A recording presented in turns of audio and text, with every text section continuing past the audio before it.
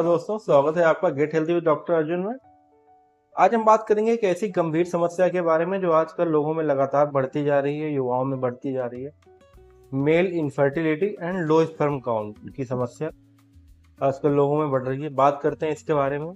आजकल की भागदौड़ भरी जिंदगी में स्ट्रेस, तनाव और अच्छी लाइफस्टाइल ना होना, बेहतर खान पान, ये सब ना हो पाने की वजह से ये सारी समस्याएं आती हैं। आज हम बात करेंगे इसके मॉडर्न और आयुर्वेदिक ट्रीटमेंट के बारे में। तो सबसे पहले हम जान लेते हैं कि इसके सिम्टम्स क्या हैं या कॉजेस क्या हैं। तो कॉजेस के बारे में बात करते हैं सबसे पहले। तो जो पहला कॉज है वो है कि हार्मोन इम्बैलेंस हो जाते हैं, हार्मोनल असंतुलन हो जाता है, इस वजह से मेनली होता है। दूसरा हो गया कि लगातार क्या हो गया कि आप तनाव या चिंता में रह रहे हैं, तब इससे फर्क पड़ता है।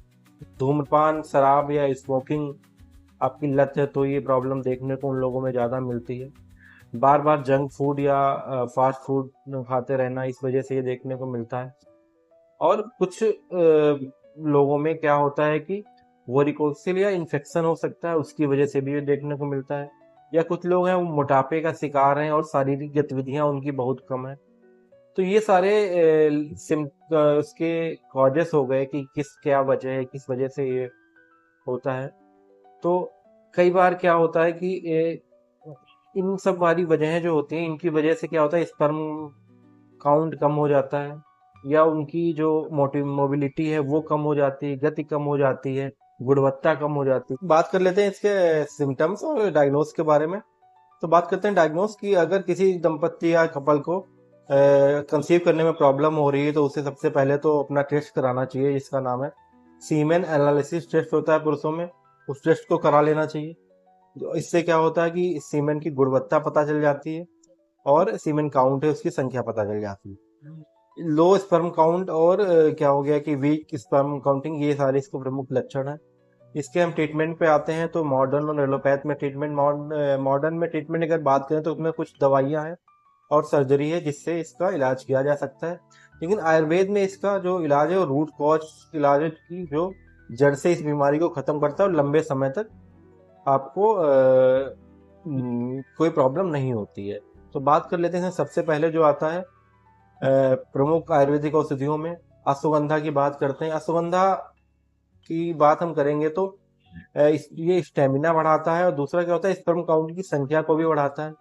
दूसरे नंबर पे आ जाता है जिससे हम बात करेंगे शिलाजीत की। ये क्या करता है, हमारा टेस्टोस्टेरोन लेवल जो है उसे बैलेंस रखता है और शरीर को ताकत व ऊर्जा देता है।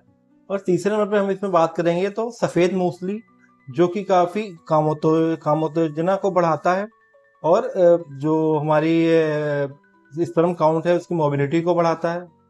चौथे नंबर जो इसमें आता है उसकी हम बात करेंगे गौछुर चूर्ण, जो कि हमारी मूत्र संबंधी जो भी प्रॉब्लम होती है उसको सही करता है।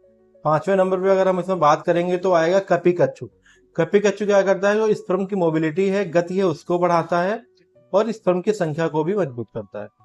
अब हम अगर इसमें बात करें कि सिर्फ हम मेडिसिन ही नहीं, अपनी लाइफस्टाइल और डाइट को भी बदलना पड़ेगा, उसके बारे में हम बात कर लेते हैं कि लाइफस्टाइल क्या होनी चाहिए और डाइट क्या होनी चाहिए।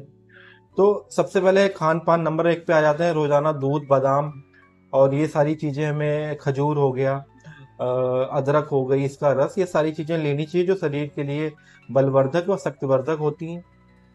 आगे हम बात करते हैं कि हरी सब्जियां लेनी चाहिए। धूम्रपान, जो शराब है, उसको बिल्कुल नहीं लेना चाहिए, एकदम से बंद कर देना चाहिए।